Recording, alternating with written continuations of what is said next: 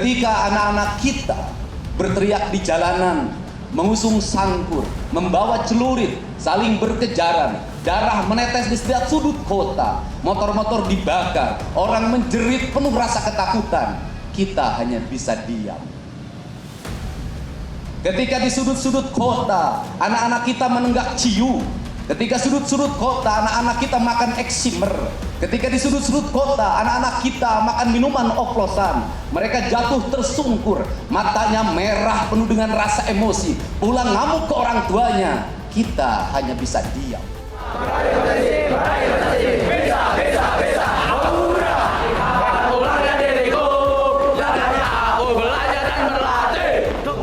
Kalau anak-anak dibangunkan jam 4 subuh, di mana letak salahnya dan di mana letak pelanggarannya? Kalau anak-anak dibangunkan kemudian disuruh membereskan tempat tidur, apa salahnya dan apa pelanggaran hak anaknya? Kalau anak-anak disuruh sholat subuh, apa pelanggaran haknya? Kalau anak-anak mengikuti kuliah subuh, apa pelanggaran anaknya? Kalau anak-anak disuruh ngantri kemudian makan pagi, sarapan pagi dengan telur, dengan nasi, dengan pisang dan minum susu, di mana letak salah?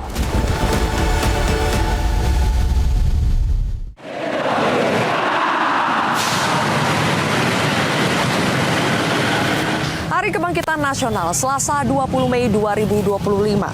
Tim kontroversi datang dari Jakarta ke Kota Bandung, Jawa Barat, tepatnya di lapangan Gasibu di depan Gedung Sate untuk melihat langsung para peserta bela negara atau mungkin pemirsa lebih mengenalnya dengan program barak militer ala Gubernur Jawa Barat Kang Deddy Mulyadi. Kami melihat langsung bagaimana mereka 273 anak para peserta program bela negara di Dodik Bela Negara Lembang hari ini mengikuti upacara kebangkitan nasional. Mereka bertindak sebagai petugas upacara dan juga peserta upacara. Nantinya juga akan melakukan defile dan mereka adalah bukti apakah program bela negara betul-betul bisa efektif untuk membuat anak-anak yang dilabeli sebagai anak-anak nakal menjadi anak-anak yang lebih baik. Hari ini kontroversi akan melihat langsung dan kami juga akan mewawancarai Gubernur Jawa Barat Kang Deddy Mulyadi.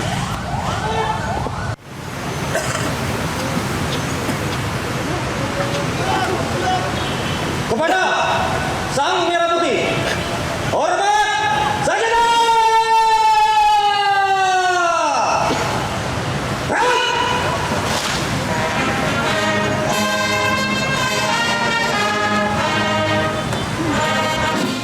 Upacara Hari Kebangkitan Nasional di Gedung Sate atau di lapangan Gasibu ini sudah selesai. Kami melihat di situ ada tenda khusus untuk para orang tua siswa atau anak-anak yang mengikuti program bela negara di Dodik Lembang. Saya melihat ada salah satu orang tua di sini. Selamat pagi, dengan Ibu siapa? Ibu Trituti. Ibu Trituti. Ibu Trituti, kalau para orang tua dari anak-anak yang ikut bela negara dipakein pita putih ya Bu ya? Iya. Oh, pita putih. Oke. Ibu, anaknya ada yang ikut di situ, namanya siapa Bu? Muhammad Zaki Ali. Zaki. Itu usianya berapa tahun Ibu? Sekarang 16. 16 tahun. Oke. Ibu Tuti, gimana rasanya hari ini ngelihat anaknya menjadi petugas atau jadi peserta tuh di situ? Jadi peserta. Jadi peserta. Gimana rasanya, Bu? Alhamdulillah bangga. Bangga, Bu ya. Terharu gak Bu ngeliat anaknya? Terharu. Tadi udah sempat ketemu, Bu? Belum sempat. Belum sempat. Hari Minggu kemarin. Oke. Nengok ke barak. Oke, jadi sudah berapa lama anaknya ada di barak? Udah 2 minggu. 2 minggu. Sekitar 2 minggu lebih. Oke. Kenapa anaknya masuk ke barak, Bu? Karena alfanya banyak Bu, tanpa keterangan. Oh, absen. Sering nggak masuk kelas. Itu juga ditawarin sama guru, sama wali kelas. Ibu ini ada program gubernur, tanya bersedia nggak ikut si Jaki. Kata sayanya boleh, tapi ntar nanya dulu anaknya siap atau tidaknya. Oke. Ya Bu, itu mah terserah anaknya, katanya kalau anaknya bersedia mah enggak, disiapin sekarang katanya gitu. Pada hari ini juga harus berangkat. Oke, tapi sempat khawatir gak Bu pas dengar mau dibawa ke barak militer gitu? Enggak sih. Enggak takut Bu? Enggak takut. Oh malah dukung Bu? Dukung. Anaknya mah iya takut katanya.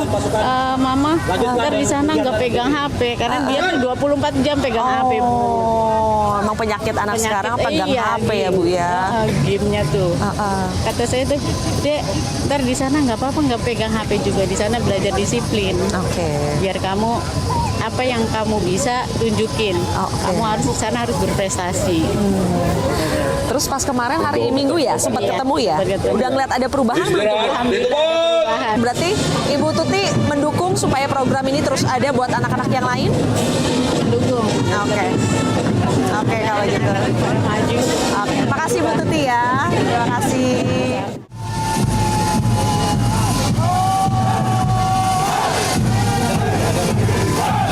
Pemirsa sudah pada kita satu peleton marinir dipimpin oleh Letnan Marinir Randy. Yang mana Bu anaknya Bu? Belum? Seragam kuning. Oh seragam kuning masih di belakang ya? Oke, sekarang sedang berlangsung defile yang tadi diikuti oleh berbagai pasukan elit dari TNI. Tapi anak-anak lulusan dari program bela negara di barak militer di Dodim Lembang juga ikut defile pada Hari Kebangkitan Nasional ini. Ini adalah berbagai peleton, mereka dibagi menjadi beberapa peleton, kurang lebih ada 6 peleton dengan seragam yang berbeda-beda. Saya juga di sini bersama dengan orang tua siswa. Yang mana Bu? Anaknya belum ya Bu? Masih di belakang. Oke. Coba Bu dada-dada mana anaknya? Oke.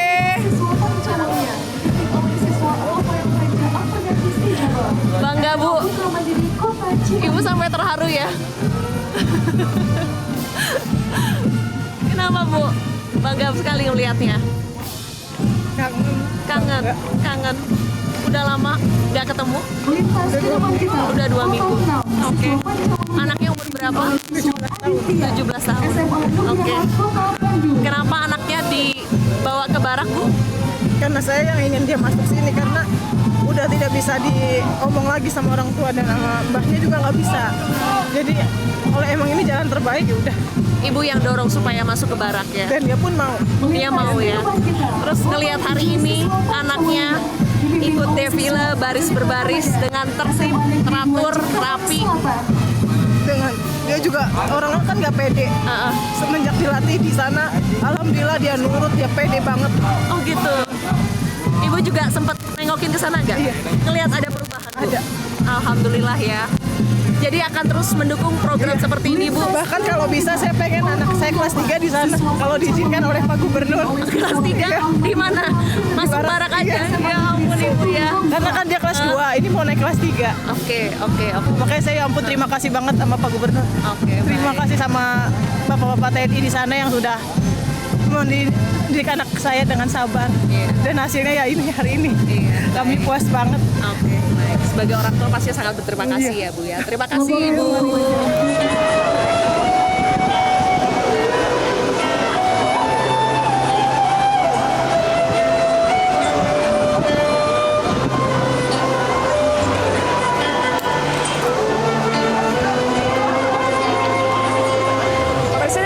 Pertemuan antara orang tua dengan anak-anak yang selama 2 minggu terakhir dibawa ke barak militer, tepatnya di Dodik Lembang, untuk mengikuti program pendidikan karakter.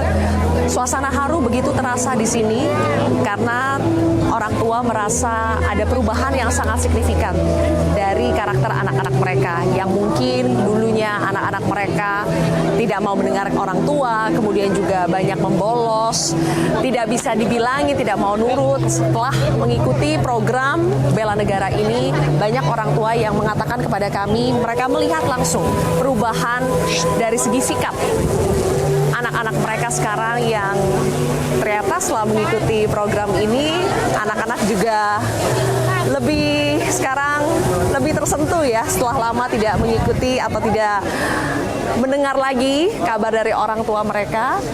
Di sini ada yang membawa bunga, kemudian berfoto-foto, mengabadikan momen ini.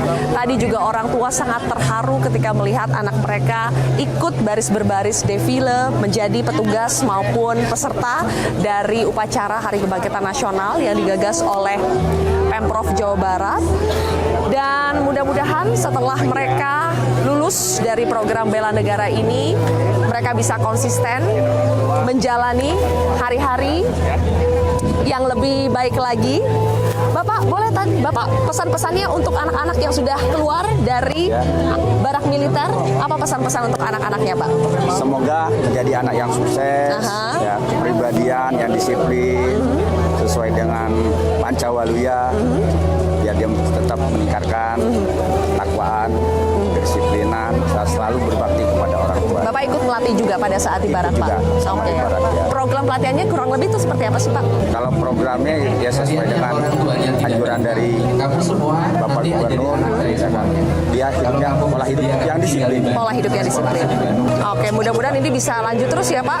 Secara karakter mereka tetap konsisten, jadi lebih baik lagi. Mudah-mudahan. Terima kasih untuk Bapak-Bapak TNI juga. sama-sama. Mari, Bapak. Bikin sambal kalau nggak pakai pedes nggak enak. Jadi kritik itu dianggap sebagai Anggap itu adalah kalau orang Sunda mah cengek. Saya bingung dengan kalimat terlalu populis. Bukankah memang pemimpin harus populis?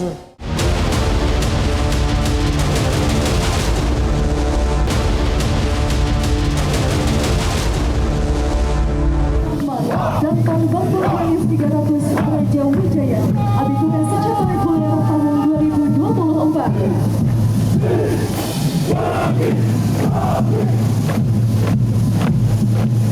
Melintas di depan kita.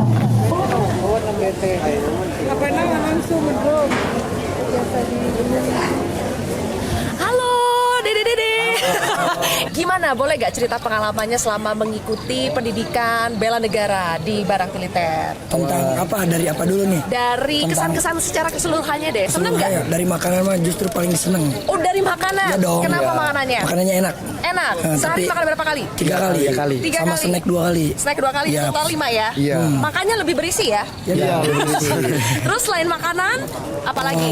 senam. Senam, olahraga, Belajar ya, kegiatan belajar olahraganya. bela diri. Kayak, ya. Oh, ada belajar bela diri juga.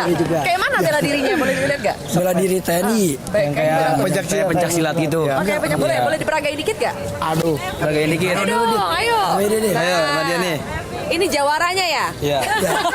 Kayak mana? Dede, berdiri. Kan biasanya yang kiri. Yang kayak kuda-kuda gitu. Oke, coba. Tapi ini yang kanan. Oke. Kuda-kuda tengah sedang. Baik. Oke. Oh, ini tiap hari latihan Iya, kayak tiap gini. pagi. Tiap pagi. Olahraga senam. Senam. Olahraganya dari jam 4 dari subuh. Jam 5 sampai jam 7. Jam 7. Lanjut dengan apel. Oke. Makan pagi Makan dulu. dulu baru apel. Baru apel. Setelah apel, Setelah langsung PBB. kegiatan. PBB. Itu di kelas tuh. Enggak. Di lapangan. Sambil di jemur. Gimana cuaca sih? Kalau cuacanya Kalau cuacanya nggak mendukung ya berarti di aula. Oke, habis PBB biasanya apa? Terus di aula. Di aula Enggak, ngapain? ini dulu sholat duhur, habis sholat duhur baru makan. Oke, jadi Terus, ibadah tuh iya. pasti teratur, soal Iya. makan teratur. Terus pembelajaran kayak di sekolah itu habis asar sampai jam Maghrib. maghrib. Maghrib kayak di sekolah. Jadi Iya. ada guru-guru. Ada sesinya iya. Jadi bukan cuma Dipisahin. bapak-bapak TNI aja. Iya, Oh, enggak. Kan ada yang kelas 10 sama kelas 11 dipisahin. Yang kelas 10 di kelas, kalau yang kelas 11 di aula di situ. Soalnya jadi- kebanyakannya kelas 11. Oke, jadi tetap belajar seperti biasa, Iya, seperti ajar pelajaran-pelajaran di sekolah gitu. Iya, Jadi nggak ketinggalan juga Enggak dong. pelajaran ya. Iya, enggak. Oke, jadi setelah 2 minggu di barak, habis itu apa lagi? Ada kelanjutan lagi nggak? Lebih mandiri. Lebih mandiri, lebih teratur, disiplin. Jadi kalian sendiri merasakan perubahannya? Iya, merasakan. Makanya ini. Wih, makanya ini ya.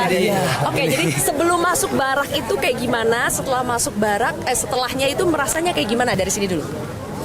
Merasa senang, Sebelumnya gimana? sebelumnya merasa sedih. Sedih, habis itu habis itu merasa senang. Senang karena ketemu banyak teman juga Iya, ya. banyak teman. Oke. Kalau ada perubahan secara karakter gitu, ada nggak? Ada. Rasa apa? Rasanya kayak lebih semangat gitu, kayak lebih rajin gitu, kayak lebih berubah sedikit-sedikit lah. Sedikit-sedikit Iya, terus lanjut dong. ya. Oke. Kalau kamu?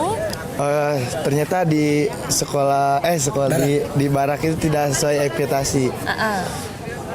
Realitanya enak, tapi ekspektasinya kayak hukum terus, tapi realitanya enak ternyata. Oh, kirain bakal dihukum. Iya. Juga kayak bakal ngerasa kayak down tapi enggak gitu. Iya. Ternyata tidak Malah ada. lebih kayak Disiplin. Oke, malah semangat ya. Iya. Jadi kayak ala militer banget itu berasa gak sih? sedang lah. Sedang lah. Sedang lah ya. Setengahnya.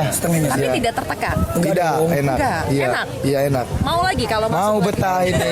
Betah ya? Iya. Betah. Oke. Kalau yang di sini apa merasa perubahan karakter apa gak? Merasa perubahannya lebih disiplin aja. Terus disiplin? agak kalau tentang sholat gitu lebih teratur dibanding dari rumah. Apalagi tidur selalu disiplin. Bangun pagi, mandi tiap pagi.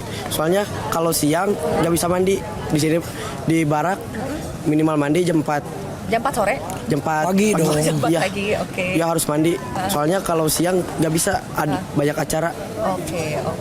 Jadi overall senang ya, Iya. merasakan manfaatnya. Kalau teman-teman lain masih ada yang takut kalau ikut program ini, kalian bakal bilang apa? Ya enak Rugi lah. kalau takut. Rugi Iya, banget, rugi. kesempatan Soalnya emas. kan yang kesini juga harusnya 9 orang. Iya. Nah, yang mau kebetulan 5. Awalnya masih ya beradaptasi gitu kan, yang namanya beradaptasi susah gitu, kayak nyaman tapi gak nyaman gitu, tapi lama kelamaan kayak makin kesini ya nikmatin Betah. gitu. Tapi kangen ya sama orang tua. Pasti Iya, dong. kangen. Kangen tadi nangis-nangisan juga. Nangis. Nangis. Kalau ketemu ibu nangis. Nangis ya. Oke, mudah-mudahan ini membawa manfaat. Amin. Jadi anak-anak yang lebih baik lagi, lebih hebat lagi. Semangat terus Ya, Dede. semangat. Terima kasih. Thank Terima kasih, you. Kak. Sama-sama. Baik, di acara Hari Kebangkitan Nasional yang juga diikuti oleh para peserta anak-anak yang dididik di program bela negara Barak Militer, kami juga melihat ada sosok Kak Seto, Ketua Lembaga Perlindungan Anak Indonesia, yang juga ikut melihat langsung, juga mengevaluasi pastinya Kak Seto ya, bagaimana sebetulnya pendidikan yang dilakukan di Dodik Lembang. Apakah betul-betul Kak Seto ini sesuai dengan tujuan untuk membenahi karakter anak-anak, atau masih ada yang perlu dievaluasi lagi, Kak?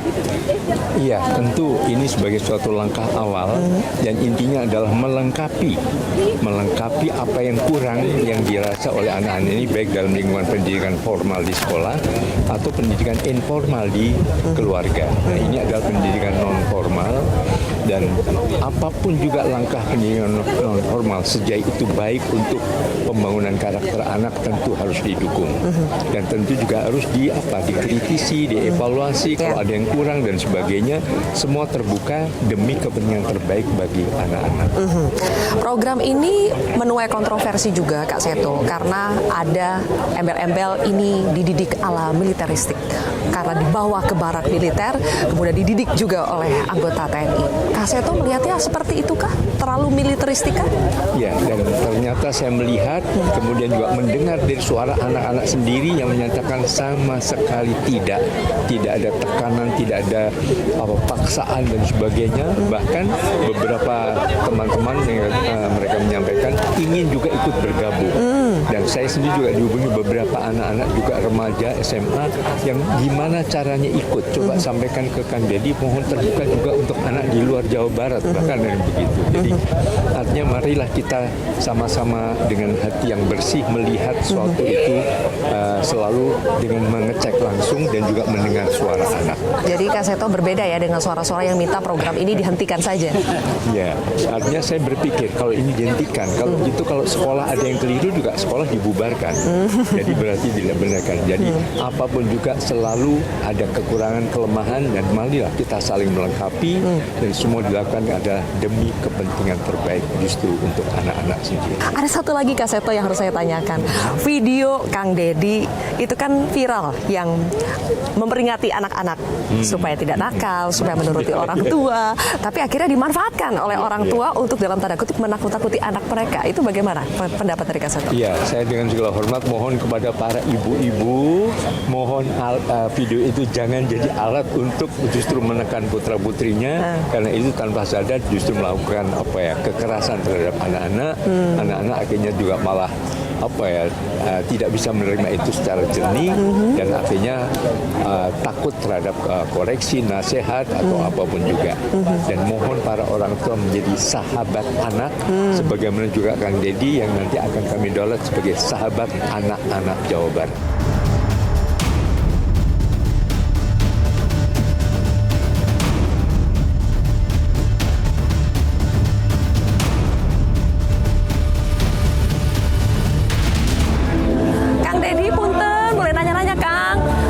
Pelepasan hari ini kok istimewa sekali kan Ya, dibuatnya? setiap peristiwa harus istimewa. Dan biasanya aktivitas yang saya lakukan ya seperti ini kan bukan baru bagi saya.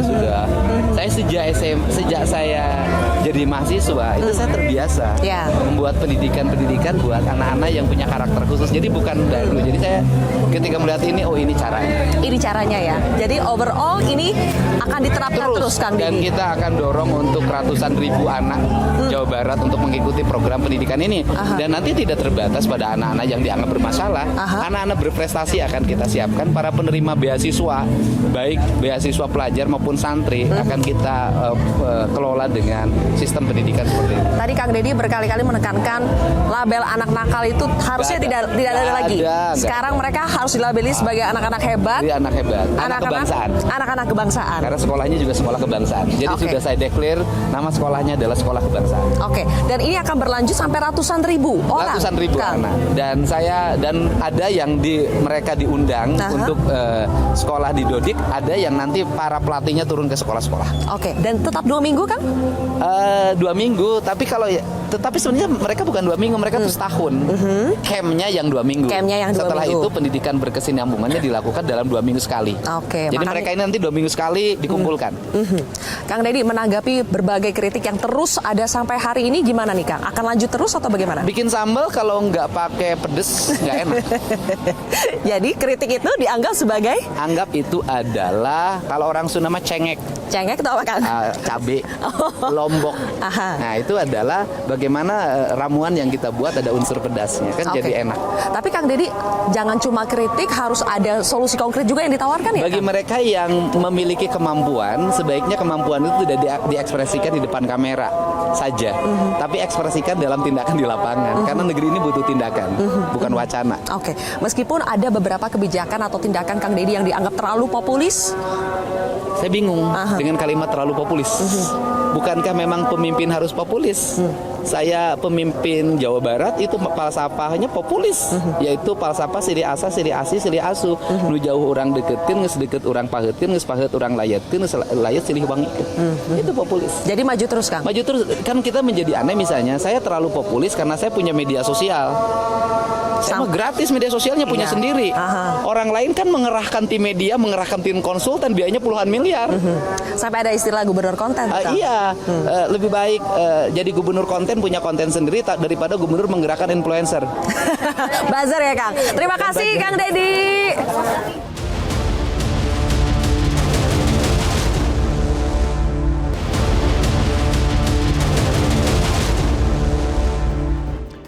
Ya, kembali lagi bersama saya Kevin Egan, pemirsa di program Kontroversi. Dan tadi sebelum jeda iklan kita sudah menyaksikan bersama liputan langsung dari rekan saya Zilvia Iskandar berkaitan dengan barak militer ini, di mana Zilvia sudah bertemu langsung dengan para lulusan barak militer, sudah bertemu dengan orang tua dari para siswa yang sempat dikatakan bermasalah, dan juga bahkan juga sempat sudah bertemu juga dengan Gubernur Jawa Barat Kang Deddy Mulyadi. Kita akan diskusikan lebih banyak mengenai tema kita pada hari ini di program Kontroversi. Di studio saya akan perkenalkan satu persatu. Di sebelah kanan saya ada pakar komunikasi politik Henry Satrio, dan kemudian di sebelah kiri saya ada politikus Partai Golkar Nurdin Halid, dan Ketua Komisi Pelindungan Anak Indonesia Ibu Ai Mariyati Solihah. Dan sudah bergabung bersama kami pula melalui sambungan Zoom ada Ketua DPRD Provinsi Jawa Barat Buki Wibawa. Selamat malam Bapak-Bapak dan Ibu, terima kasih sudah bersama kami di program Kontroversi. Kita akan memulai diskusi kita pada malam hari ini dengan mencermati pernyataan dari Gubernur Jawa Barat Kang Deddy Mulyadi berikut ini. Ya, inilah pernyataan dari Kang Deddy. Yang harus dilakukan KPAI-nya adalah mengambil langkah untuk menyelesaikan berbagai problem yang dialami oleh anak-anak remaja kita. Apakah itu karena problem di rumahnya, problem di sekolahnya yang akhirnya mengarah pada tindak kriminal. Bu Ai mungkin bisa menanggapi, KPI diminta untuk turun tangan langsung untuk kemudian mengurusin tidak hanya ngurusin persoalan tempat tidur dan sejenisnya, tapi kemudian juga harus mengambil langkah untuk menyelesaikan berbagai problem yang dialami oleh anak-anak. Tanggapan Bu Ai, silakan. Betul, pertama kita mengenal tugas dan fungsi ya secara aturan regulasi bahwa kami memang mengawasi itu Mas Kevin. Dan dalam konteks pengawasan ini jelas kami selalu mengapresiasi inovasi regulasi ya, program kebijakan maupun bentuk-bentuk partisipasi yang melibatkan anak dalam setiap bentuk pemerintahan yang sedang berinteraksi dan melakukan langkah-langkah untuk anak Indonesia. Nah, dengan kategori itulah kami melihat apakah program ini sesuai dengan regulasi kita atau tidak. Kan tentu ini yang menjadi landasan utama, pedoman utama. Anak-anak yang seperti apa yang hari ini sedang disasar, itu yang paling saya lihat sebagai implementasi utama pengawasan KPAI. Dan betul ketika kami awasi yang disebut terminologi anak nakal itu sebetulnya sudah jauh kita tinggalkan sejak 97.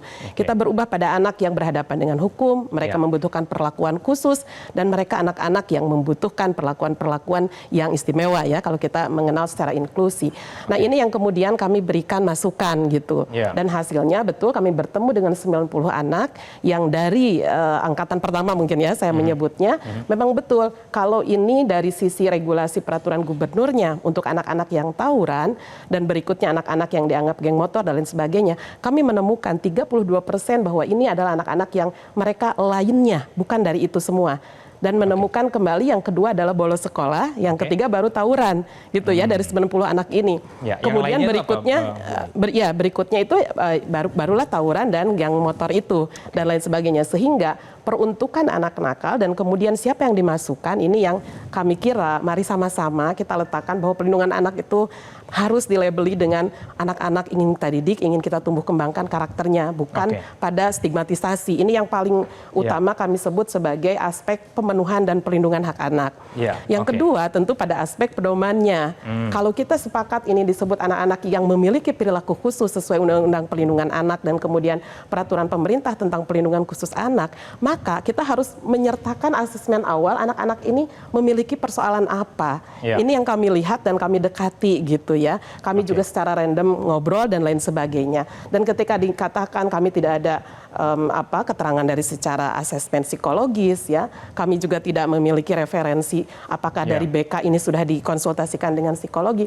Kami melihat bahwa memang peruntukan kedisiplinan yang dimaksud dengan penyelesaian persoalan yang dianggap nakal tadi, ini harus betul-betul memiliki link and match. Sehingga bagi kami adalah bagian dari pengawasan ini, monggo menjadi satu masukan, menjadi satu alat usulan. Bu Ai, tapi kalau kita lihat tadi liputan Zilvia, kita lihat ibunya tuh happy, bahkan sampai terharu begitu. Lalu kemudian anak-anaknya juga merasa kayaknya tidak terlalu mendapatkan tekanan itu ketika ada di barak militer itu. Apakah ketika melihat itu tetap harus dievaluasi program ini, Bu Ai? Secara objektif ini masuk ke asesmen kami bahwa 100% orang tua memang mengizinkan. Dan yang kedua, anak-anak ini ya tadi, saya mau apa gitu ya, 6,7% dia mengaku saya tidak tahu mau ngapain di sini. Nah, ini yang dimaksud dengan partisipasi anak diminta persetujuan. Yang pada akhirnya dikembangkan lagi. Oh ya, kamu diperintah, disuruh atau apa, nggak tahu. Pokoknya saya diminta untuk masuk ke sini. Tapi kalau dengan orang tua segala macam, kami lihat memang ada persetujuan. Jadi dua hal ini yang pertama, baik itu sinkronisasi dengan aturan perundangan tentang terminologi nakal, tapi kemudian menjadi anak berprestasi, anak yang kemudian ditumbuh kembangkan optimal, saya kira setuju saja. Tetapi kalau terminologinya anak nakal, anak bandel gitu ya, yang kemudian pendekatannya barak militer, ini yang coba kami lakukan pengawasan, lalu diberikanlah usulan-usulan kami sehingga bisa diposkan bahwa yang dimaksud untuk memberikan perlindungan khusus pada anak-anak ini membutuhkan asesmen psikologis, mendudukan segala macam bentuk intervensi, baik itu berkelanjutan maupun juga jangka panjang yang pasti harus diterima oleh anak-anak kita. Saya mau nanya, Bu, dampak terburuknya apa sih dari barak militer ini? Saya setuju tuh, tadi kan kita ngelihatnya, makanya nih saya ngelihatnya dari satu sisi aja, dari sisi komunikasinya si orang tua, happy tuh, bangga, terharu, walaupun dia bilang emang udah nggak bisa diomongin lagi, jadi saya izinin lah itu gitu. Dan kelihatannya juga anak-anak itu juga bangga-bangga tuh. Kelihatannya ada lomba ya, makanya banyak yang dapat piala. Tapi dari sisi, saya nggak paham nih, dari sisi anak-anaknya itu. Menurut Bu Ai, emang apa sih dampak terburuknya kalau ini diteruskan gitu? Karena begini, menurut saya, Kalau memang ini bagus, why not? Kenapa tidak kita duplikasi aja program KDM ini ke provinsi-provinsi lain yang memang mendapatkan atau memiliki masalah yang sama. Makanya menurut saya sih to the point aja, kira-kira kalau ini diteruskan dampak terburuknya apa nih? Karena kelihatan dari hasilnya tadi positif gitu ya kelihatannya. Iya, saya lihat mereka sumringah semua. Nggak ada yang maksudnya nggak ada nangis-nangis, tantrum gitu. Kalau anak disebut anak nakal dari awal sampai hilir, kita ketemu beralumni nih, kamu kan lulusan anak nakal. Kalau di awal kita bilang ini mari adalah sekolah untuk menumbuh kembangkan karakter, dan mari kita juga lakukan berikan asesmen yang baik, yang kemudian akhirnya keluar misalnya, oh intervensinya ternyata harus memberi psikologis dukungannya. Karena 100% adalah persoalan keluarga ternyata ketika kami dekati. Jadi bukan semata-mata hanya pergaulan bebas atau ketidakdisiplinan anak ini, tetapi memang tripusat pendidikannya. Ada peran orang tua, anak itu dalam ekosistem sekolah dan masyarakat, termasuk bagaimana mereka masuk dalam lingkungan dan pergaulan yang mungkin keliru. Nah inilah yang saya maksud sebagai pendekatan-pendekatannya bukan anak nakal, tetapi bagaimana pengembangan secara budi pekerti, pendekatannya secara emosional dan psikososial gitu. Nah, persoalan misalnya apakah barak militer ini menjadi satu-satunya, maka justru bagi kami ini adalah pilihan terakhir. Setelah orang tua give up, sekolah give up, asesmen psikologis keluar, dan kebijakan juga mendukung. Kalau ini menurut Sekarang saya memang, sangat positif. tapi kan kalau saya dulu ya ada P4, terus ada pendidikan moral Pancasila. Iya, betul. Sekarang saya nggak tahu tuh masih ada apa enggak. Tapi waktu saya sekolah, Kevin, Bang izin, ada istilah bangku depan bangku belakang tuh. Kami ini yang di bangku belakang nih katanya bandel-bandel nih dibandingkan yang di depan gitu. Cuma kalau di kehidupan nyata sekarang kelihatannya yang bangku belakang tuh banyak yang sukses ya tuh daripada bangku depan. Nggak, maksud saya apakah cukup bijak kita melihatnya dari satu program ini aja. Saya nggak paham terus terang psikologi komunikasinya. Tapi yang saya lihat bagaimana si ibu itu sumringah, memang sih akhirnya kayak udah gue serahin ke negara deh, gue udah gak sanggup lagi nih, ini anak udah gak bisa dibilangin. Akhirnya itu gitu. terlihat efektif begitu ya, tapi kan jangka panjangnya kita belum tahu. Nah, itu tapi makanya tadi dari Bu Ayu. saya mau tanya dulu ke Pak Buki ya. Pak Buki, sebetulnya yang kemudian dilakukan oleh Kang Deddy ini sudah melalui konsultasi tidak sih ke DPRD, dan kemudian setelah melihat tadi ada yang lulus begitu ya dari barak militer ini, apakah DPRD juga akhirnya sepakat begitu bahwa ini ide yang bagus dan kemudian patut untuk dilanjutkan, Pak Buki? Ya, begini, kebetulan saya itu kader Gerindra, Partai Gerindra. Jadi di partai kami, semua ketika kami dilantik menjadi anggota Dewan, itu kita masuk ke namanya diklat ya, di Hambalang selama 2 minggu juga. Tujuannya adalah supaya peserta diklat itu memiliki mental, sikap, kedisiplinan yang tinggi, mengembangkan rasa tanggung jawab yang lebih kuat gitu ya, terus berjiwa kepemimpinan, kemudian menanamkan jiwa Pancasila, cinta tanah air, dan tentu saja nasionalisme. Nah ini saya kira hampir sama lah ketika kepala daerah lalu yang baru dilantik itu juga kan masuk ke retreat dulu ya gitu selama 2 minggu. Saya kira hampir sama tujuannya. Nah untuk anak-anak ini menurut saya melihat kok KPI ini terlalu berpikir regulatif ya, jadi terlalu kaku menurut saya, padahal kita butuh terobosan-terobosan. Harus diingat satu sisi, kita ini sedang masuk di era percepatan, ilmunya disebut bromologi. Nah ketika ada masalah di depan mata kita, bahwa kita seringkali menonton perilaku-perilaku anak-anak remaja, anak-anak SMP bahkan, itu bisa melakukan hal-hal yang di luar akal kita. Misalnya ya, tawurannya udah di ambang batas kewajaran. Lalu mereka bisa menggunakan parang, bisa membabat musuhnya dengan tanpa perasaan gitu ya. Mereka juga ada yang terlibat dalam kebiasaan minum-minuman oplosan, obat-obatan, perkelahian, kemudian juga hal-hal yang negatif lainnya, begal, geng motor dan sebagainya. Nah ini secara umum. Nah bagaimana kalau kita melihat ini dianalogikan sebagai orang yang sakit, tentu harus dibawa ke dokter umum dulu gitu. Nah setelah dari dokter umum baru diberi obat, ada yang bisa selesai di dokter umum, ada yang mungkin nanti membutuhkan dokter spesialis. Jadi saya melihat program dari Deddy Mulyadi ini, Gubernur Jawa Barat, adalah seperti anak-anaknya diberi diberi treatment seperti diobati oleh dokter umum. Nah namanya tadi itu ada istilah masuk barak militer dan sebagainya. Satu hal ya yang ingin saya tekankan adalah bahwa ini anak-anak remaja, tadi sebut usia 16, 17 ya, dalam rentang usia menurut psikologi perkembangan ini ada di rentang usia remaja tengah sebetulnya gitu ya. Mereka ini sedang mencari jati diri, belum membuat keputusan. Mereka merasa dirinya dewasa, tetapi sifat anak-anaknya masih ada, sehingga masih membutuhkan bimbingan ketika mereka melakukan hal-hal yang tidak diharapkan oleh norma-norma atau nilai-nilai di lingkungannya. Oleh karena itu menurut saya, arah atau apa yang dilakukan oleh Gubernur Jawa Barat ini menurut saya sesuatu yang baik. Hal yang baik kenapa sih harus dikontroversialkan gitu ya, dikontroversikan gitu. Tidak perlu dikontroversialkan begitu ya, Pak Buki ya? Iya. Oke. Jadi maksudnya begini ya, KPAI coba datanglah ke sana seperti yang dilakukan oleh Kaseto. Ternyata kan di sana juga disediakan, Pak, psikolog disediakan, tenaga kesehatan disediakan, guru agama disediakan, guru sekolah biasa disediakan. Dan kenapa sih seperti tidak mempercayai institusi TNI gitu? Padahal itu suka dilakukan juga. Kepada Bu Ai untuk menanggapi ya, Pak Buki ya. Tapi saya mau ke Pak Nurdin dulu nih, Pak Buki ya. Pak Buki, kebijakan dari Kang Deddy Mulyadi ini ternyata kemudian tidak hanya memiliki dampak terhadap anak-anaknya dan juga pada orang tua, tapi kemudian juga disebut popularitasnya meningkat begitu di Jawa Barat. Nah, Pak Nurdin sendiri melihat apakah kebijakan ke barak militer ini lebih banyak untuk kebijakan yang populis saja, ataukah memang memberikan dampak yang signifikan begitu untuk warga Jawa Barat? Ya, saya secara pribadi sangat mengenal dekat dengan Deddy Mulyadi ya. Jadi waktu saya ketua harian Golkar, beliau ketua DPD Golkar Jawa Barat.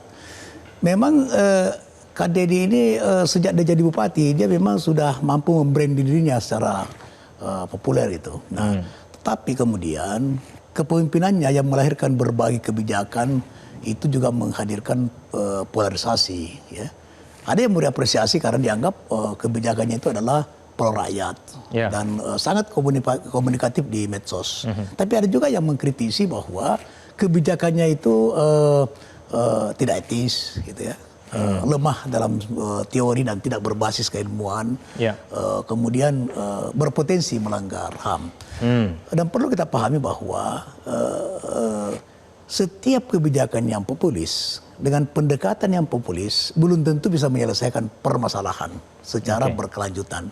Tapi saya bisa memahami bahwa apa yang menjadi kebijakan Kang Deddy tentang anak-anak yang saya tidak setuju sebetulnya menggunakan kata-kata anak nakal itu ya. Karena nanti akan tercipta stigma ketika dia keluar dari barak militer, kemudian teman-teman kau alumni militer.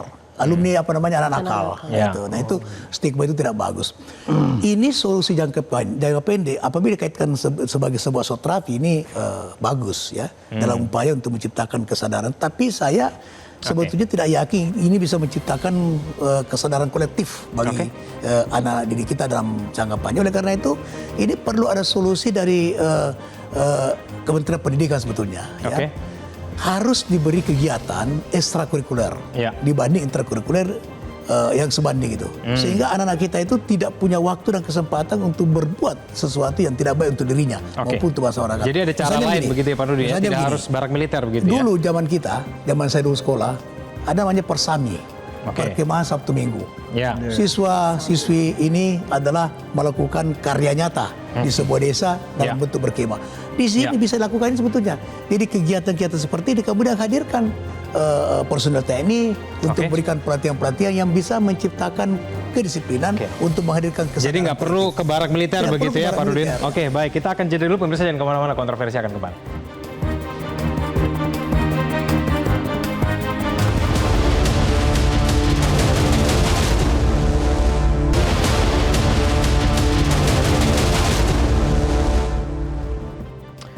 Ya, kembali bersama kami di kontroversi. Saya kembali ke Mas Henry. Masih kita berbicara mengenai popularitas Mas Hensat.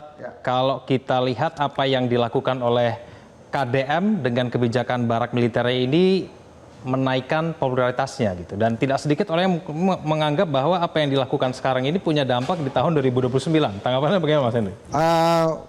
Membuat popularitas itu jauh lebih mudah dibandingkan mempertahankan popularitas. Nah, kalau tidak bisa memanfaatkan momentum-momentum selanjutnya, ini menurut disertasi saya nih, itu popularitasnya turun sendiri. Apalagi kalau di 2029, kalau kita mengacu kepada politik hari ini kan ada Pak Prabowo dan Mas Gibran. Iya. Kalau KDM mau maju di 2029, kan mestinya jadi wakilnya Pak Prabowo tuh. Karena kan dia Gerindra kan. Iya. Kalau jadi wakilnya Pak Prabowo kan artinya harus meminggirkan Mas Gibran. Nggak mungkin lawan Pak Prabowo, nggak mungkin. Ya nggak mungkin. Menurut saya sih apapun itu nggak mungkin lah gitu ya.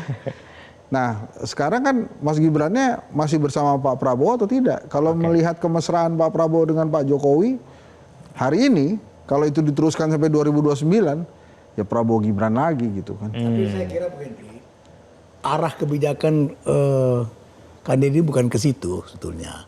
Kalaupun dia mendapatkan dampak positif terhadap kebijakannya popularitas itu bukan sesuatu yang disengaja oleh Bung Kandedi, tapi perlu diketahui bahwa memang dia sudah punya followers itu lebih dari 3 juta gitu. Jadi tampak kebijakan ini sudah dan memang Kandedi itu memang seorang sosok pemimpin yang karakternya memang suka menciptakan konten, makanya ada yang menggelar dia gubernur konten. Tapi menurut saya bukan 2009 untuk nasional. Ya kalau itu pun tercapai ya untuk tetap periode kedua. Dijawab periode kedua di Jawa Barat. Tadi kan soalnya Bang Kevin nanyanya kira-kira 2029 gimana? Kalau menurut saya sih 2029 ke nasional. Itu agak kecil kemungkinannya. Selama Prabowo Gibrannya masih bersama. Tapi kalau kemudian ternyata Mas Gibran memutuskan untuk maju lawan Pak Prabowo, itu beda lagi. Nah dia bisa mendampingi Pak Prabowo. Tapi maksudnya gaya kepemimpinan Kang Deddy ini memang disukai oleh warga Jawa Barat dan bahkan nasional deh. Memang gaya seperti ini kemudian dicari. Gini, memang orang Indonesia itu suka atau tidak suka, termasuk saya ya. Banyak yang suka drama-drama dan sinetron-sinetron. Maka bila ada pemimpin yang memberikan drama-drama dan sinetron seperti ini, itu langsung disukai. Itu kan udah ada contohnya Pak Jokowi kan. Tapi kan Pak Jokowi canggih banget itu pencitraannya. Nah sekarang kan pertanyaan kritisnya buat masyarakat Jawa Barat, hasil pembangunannya yang diinginkan dari Kang Deddy apa? Gitu kan. Nah sekarang kan memang dia masih sebatas memberikan atau memperkenalkan diri lah. Ini loh saya loh, gubernur Anda gitu. Tapi kemudian pembangunannya mau seperti apa? Apa yang kemudian ingin diraih oleh Kang Deddy? Karena pembangunan manusia itu intangible tuh. Biasanya kalau di kampanye nggak bisa dijual tuh. Yang bisa dijual tuh, ini saya bangun ini, saya bangun ini, saya bangun ini, atau saya berikan apa, berikan apa, berikan apa. Jadi menurut saya kalau dalam langkah politik ini sih bagus-bagus aja. Hanya memang hati-hati media sosial itu juga kejam terhadap sosok-sosok yang ada di dunia itu gitu. Jadi kalau salah sedikit, slip sedikit, bisa itu dihujamnya juga kencang banget tuh. Itu bisa masuk Midnight Live itu ntar. Baik, saya ke Bu Ai dulu. Bu Ai, tampaknya Kang Deddy mau melanjutkan program ini. Tadi disampaikan juga ketika bersama dengan Sylvia. Bagaimana kemudian respon KAI kalau misalnya program ini akan berkelanjutan, tidak sampai di sini, masih banyak lagi siswa-siswa yang akan dikirim ke barak militer? Iya, mendidik anak penuh dengan uswah, ya, rahmah, mas'uliyah, rasa bertanggung jawab. Saya kira bagian itulah kita menjadi orang tua yang sesungguhnya. Mau pendekatannya program, mau pendekatannya inovasi, saya kira mari letakkan secara proporsi bahwa ini adalah anak-anak yang membutuhkan tumbuh kembang yang optimal. Tentu anak Indonesia ini akan memimpin kita sampai Indonesia 2045 itu Indonesia emas dari anak-anak yang hari ini. Sehingga kalau kami melihat mau jangka pendek, jangka panjang, mari proporsinya anak-anak Indonesia ini bukan disematkan dari stigma buruk. Harus nakal dulu baru dia dapat fasilitas mewah. Kita reformasi sudah hampir 27 tahun, tapi kok masih aja ada stigma-stigma yang dimunculkan hanya untuk memberikan pendidikan yang optimal. Bagi saya anak-anak Indonesia ini harus lebih menikmati hak-haknya secara optimal, tidak boleh ada stigma yang buruk, dan mari sama-sama orang tua, masyarakat, sekolah, kita bahu-membahu bahwa ini Tripusat Pendidikan. Anak-anak menikmati hak hari ini dan masa yang akan datang adalah mari kerja kita bersama, bukan hanya sebuah pendekatan misalnya program tertentu yang mungkin itu hanya akan menimbulkan beberapa hal secara politis saja.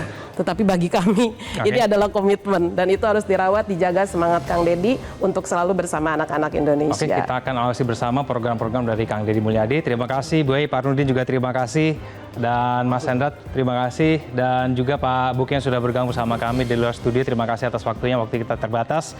Pemirsa, mengirimkan anak bermasalah ke barak militer, mungkin ide yang revolusioner, ide yang juga buat penggagasnya tambah populer. Kita akhiri kontroversi, saya Kevin Egan, pamit undur diri. Terima kasih atas perhatian Anda, sampai jumpa.